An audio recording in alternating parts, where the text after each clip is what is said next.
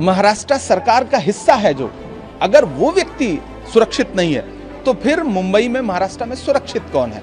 उनकी हत्या जिस तरह से हुई है वो वहाँ की सरकार को प्रमाण पत्र चाहेंगे कि और भी एक आध जो अपराधी बचे हैं या इसका जो मास्टरमाइंड है वो जल्द से जल्द जो है पकड़ा जाए। जो व्यक्ति कानून को अपने हाथ में ले उनको सजा मिलेगी और कानून का खौफ बहुत ही जरूरी है। जल्द से जल्द पुलिस जो है कड़ाई से कार्रवाई करे।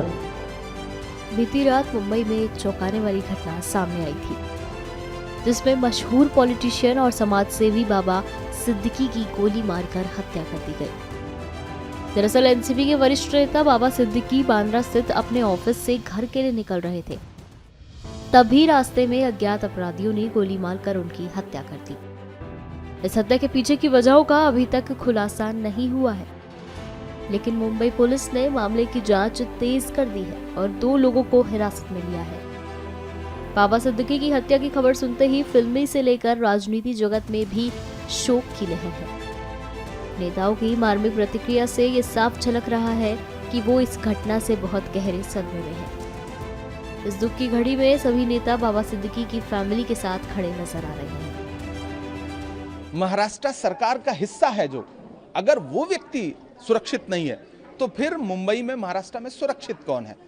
शिंदे सरकार से, देवेंद्र फडणवीस जी की सरकार से सीधे मेरा सवाल है कि अगर आप अपने इतने हाई प्रोफाइल नेता की सुरक्षा नहीं कर सकते तो आम मुंबईकर की सुरक्षा क्या करेंगे आप? बहुत शर्मनाक घटना है ये, और उस पर सरकार का व्यवहार कि 15 दिन पहले मीडिया के सूत्र ही बता रहे हैं कि धमकी मिली, धमकी के बाद हत्या हो रही है, तो ये तो बहुत ही शर्मनाक है महाराष्ट्र सरकार के लिए। महाराष्ट्र चुनाव में जाने वाला राज्य है, ऐसे में कांग्रेस इस मुद्दे को पॉलिटिकली कैसे देखती है, जस्टिस डिमांड? देखिए, सबसे पहली बात तो अभी अंतिम संस्कार तक नहीं हुआ है, हम उस पर कोई राजनीति नहीं करना चाहते। हम बहुत भावुकता के साथ बाबा सिद्दीकी के परिवार के साथ खड़े हैं। उस दुख की घड़ी में हमारी पूरी कांग्रेस पार्टी उनके परिवार के साथ खड़ी है, लेकिन हम सवाल जरूर पूछ रहे हैं कि आखिर हत्या हुई कैसे। इस पे राजनीति से ज्यादा ये कानून व्यवस्था का प्रश्न है, और जब कानून व्यवस्था की बात आप करेंगे तो सीधे सीधे आपको सरकार से सवाल पूछना पड़ेगा, इधर उधर की बात करने से काम नहीं चलेगा। मुझे सीधे भाजपा सरकार से, शिंदे सरकार से, देवेंद्र फडणवीस से सवाल पूछना है कि इस हत्या की जवाबदेही आप ले रहे हैं या नहीं। महत्वपूर्ण यह है कि ब्रॉड डे लाइट में सबसे पॉश इलाके में, उससे ज्यादा पॉश इलाका मैं नहीं समझता हूं मुंबई में कोई और है।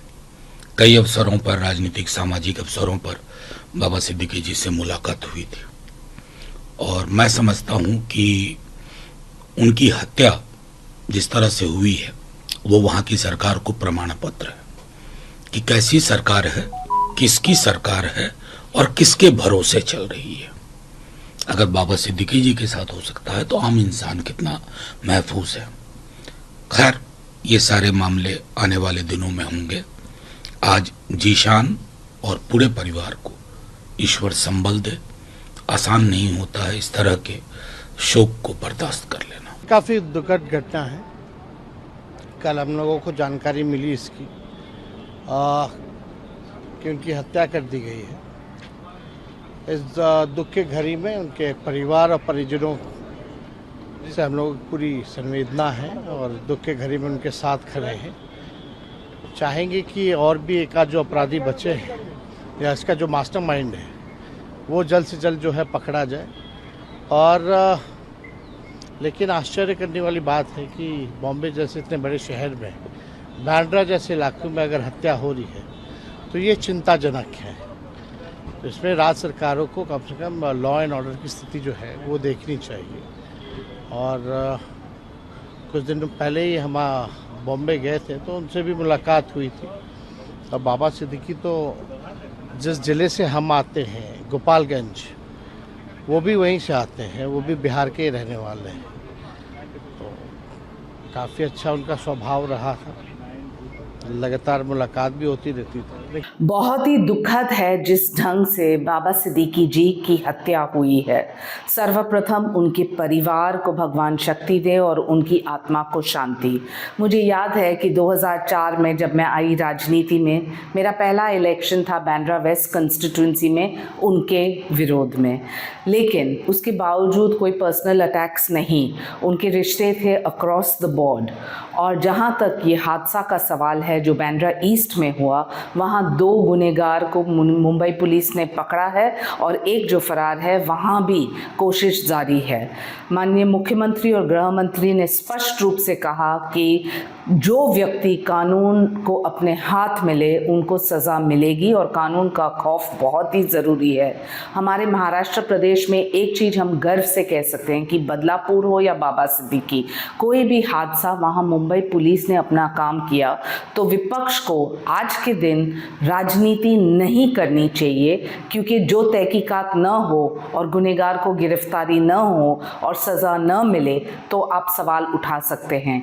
यहाँ सक्रिय रूप से शासन प्रशासन काम करते आ रही है और महाराष्ट्र में अमन बनाए रखना बहुत ही ज़रूरी है। हमें इसमें बहुत दुख है जो गए 10 दिनों में जो है हमारे राष्ट्रवादी के एक तालुका प्रमुख और एक नेता दोनों की हत्या हुई है।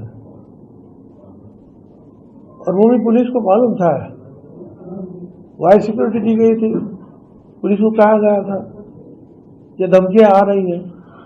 पुलिस का काम यह है कि सिर्फ सिक्योरिटी दे दे और चुप बैठे। कहाँ से धमकियां आई, कौन दे रहा है, उसका कुछ इलाज करेगा कि नहीं? ऐसे सिर्फ सिक्योरिटी देकर कुछ होने वाला नहीं है। सिक्योरिटी जरूर होनी चाहिए, अगर कोई धमकी देता है तो उसके पीछे भी जाकर जो है बंदोबस्त करने की आवश्यकता है। मुंबई पुलिस का नाम जो है स्कॉटलैंड यार्ड पुलिस के साथ लिया जाता है, महाराष्ट्र पुलिस का नाम गर्व से लिया जाता है। मैं तो यही प्रार्थना करूंगा कि ये नाम खराब ना हो, जल्द से जल्द पुलिस जो है कड़ाई से कार्रवाई करे।